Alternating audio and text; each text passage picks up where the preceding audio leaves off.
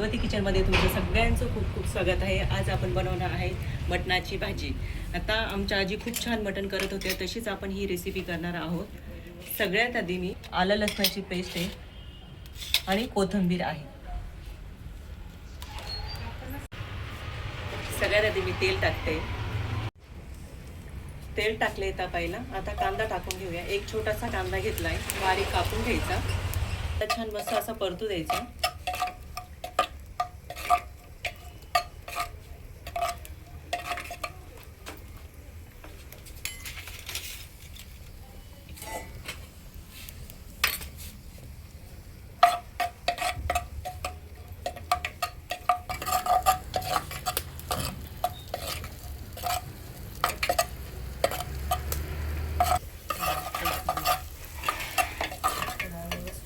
लसणाची पेस्ट घेतली आहे, ती टाकून द्यायची. ती पण छान अशी परतून घ्यायची. थोडी हळद टाकून घ्यायची. थोडीशी कोथिंबीर टाकायची. लाल मिरची पावडर. आता छान मिक्स करून घ्यायचं. छान 2 ते 3 मिनटं झालंय.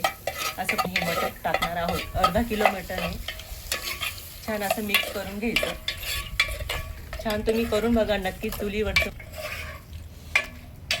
जर तुम्ही व्हिडिओला नवीन असाल ना तर सबस्क्राईब आणि लाईक करा. हा व्हिडिओ शेवटपर्यंत बघा तुम्ही.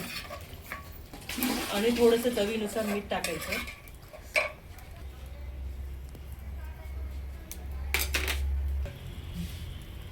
आणि मी ते 1 ते 1.5 ग्लास पाणी घेतलेले.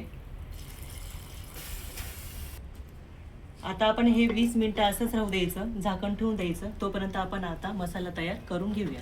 तर हा मसाला घेतलाय आपण. मटणासाठी कोणता कोणता मसाला वापरलाय बघूया. 1 कांदा घेतलाय छोटासा तर मध्यम आकाराचा. धणे घेतले 1 चमचा. तिळी घेतली 1 चमचा. खसखस घेतले 1 चमचा. खोबरं घेतले आणि बारीक चिरून कापलेली अशी कोथिंबीर घेतली. आल्याचा तुकडा घेतलाय.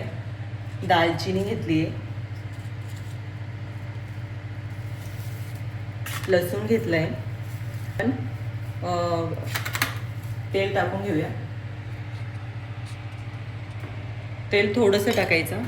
मग त्याच्यात खोबरं भाजून घ्यायचं. खोबरं जास्त भाजून द्यायचं, कारण आपला काळा मसाल्याची भाजी न करता आपण आज लाल मसाल्याची भाजी करतोय.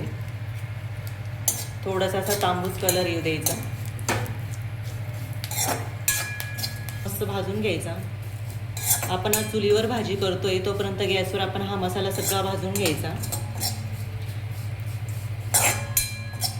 आमच्या आजींच्या हाताची भाजी बरं का, मटणाची खूप छान करायची आजी.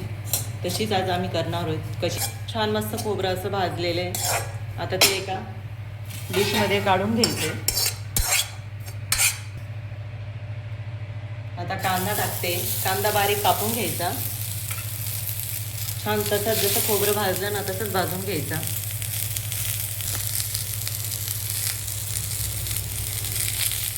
तेलाचा वापर थोडा कमी करायचा, कारण आपल्याला भाजीला पण तेल लागणार आहे. कमी टाकायचं. छान तसंच भाजू द्यायचा. गॅस थोडा कमी करून द्यायचा. कांदा पण छान मस्त असा भाजला आहे. मस्त कलर आलाय त्याला असा.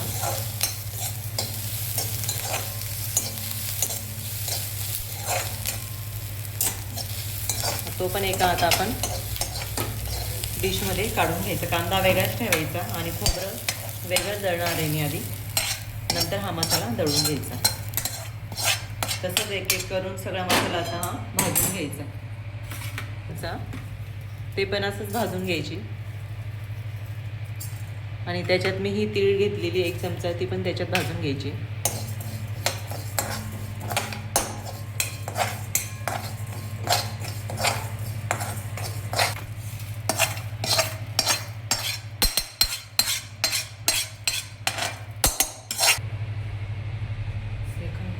खसखस घेतलेली होती ती भाजून घ्यायची. खसखस पण अशी छान भाजून झालेली. हे वेगळंच दळणार आहे बारीक करून. आणि जो मसाला हा घेतला होता, कांदा, खसखस, आलं,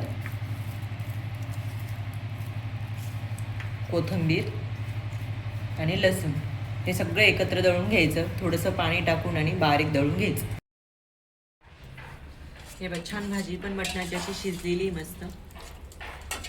आता हा आपण जो वाटण केलं होते पण तयार झालेलं आहे आणि हे खोबरं दळून घेतलेले ते पण वेगळंच ठेवलेले. आता आधी तेल टाकून घेऊया. तेल तुमच्या आवडीनुसार टाकायचं. मी इथं 2 ते 3 पळी तेल घेतलंय.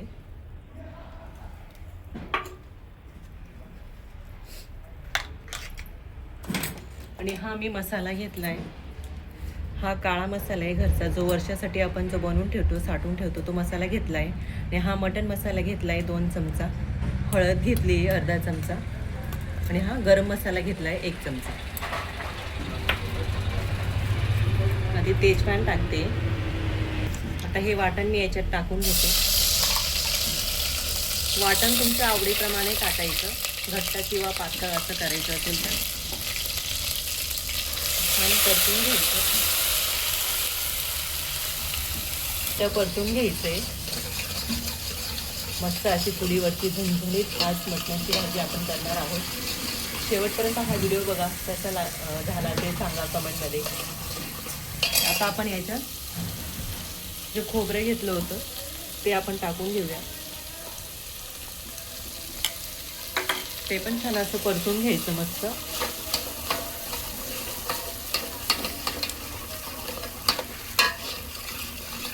जो मसाले घेतलेले होते ते टाकून घेऊया याच्यात.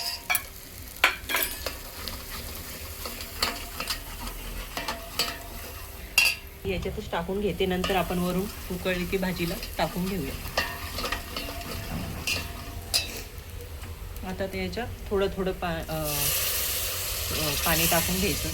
पाणी म्हणजे जे शिजलेलं जे मटण होतं ना त्याचंच टाकलेलं आहे मी. आणि मी हे डाळ्या भाजून घेतलेले होते ते 1 चमचा टाकते. तुम्ही फुटाणे घेतले तरी चालेल, पण भाजून घ्यायचं. आवडीनुसार टाकायचं ते पीठ. आता ही थोडी थोडी करून ही शिजलेली भाजी याच्यात ओतून घेऊया.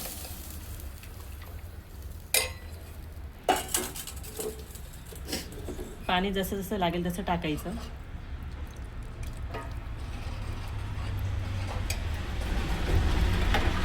मीठ आपण शिजायला टाकलेलंच होतं. चवीनुसार मीठ टाकायचं.